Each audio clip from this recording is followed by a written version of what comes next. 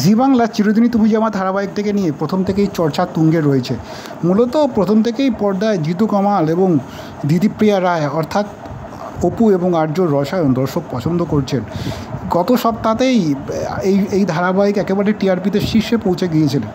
তবে এই সপ্তাহে ফলাফল কিছুটা খারাপ হয়েছে, টিআরপিতে কিছুটা পিছিয়ে পড়েছেন এই ধারাবাহিক। বর্তমানে এই ধারাবাহিকে দেখানো হচ্ছে কাজের জন্য হংকংয়ে গিয়েছেন আর্য, তার অবর্তমানে তার চেয়ারে বসে অফিস সামলাচ্ছেন অপর্ণা।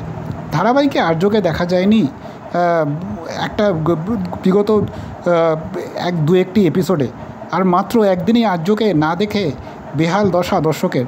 আর্য ছাড়া যেন চিরদিনই তুমি যে আমার ধারাবাহিক অসম্পূর্ণ। তাই জিতুবিহীন এই ধারাবাহিক দেখতেই চাইছে না অনেকেই। আচমকা কেন ধারাবাহিকে দেখা যাচ্ছে না জিতু কামালকে?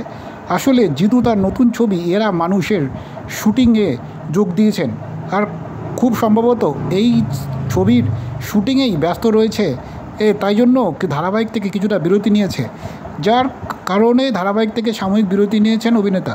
হয়তো আরও কয়েকটা দিন আর্যকে গল্পে দেখা যাবে না, সেই অনুযায়ী দিদিপ্রিয়া রায় হয়তো একাই সামলাবেন এই গল্পের এই মুহূর্তের প্রেক্ষাপট। তবে কবে আবার ধারাবাহিকের শুটিং সেটে ফিরবেন অভিনেতা, সেই বিষয়ে এখনও কোনো খবর পাওয়া যায়নি। খুব সম্ভবত এই ছবির শুটিং শেষ হলেই আবার আগের মতো তাকে দেখা যাবে চিরদিনই তুমি যে আমারে।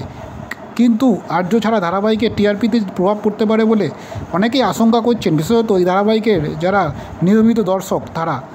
কবে ফিরবেন আর্য সেদিকেই হয়তো তাকিয়ে থাকবেন দর্শকেরা। তবে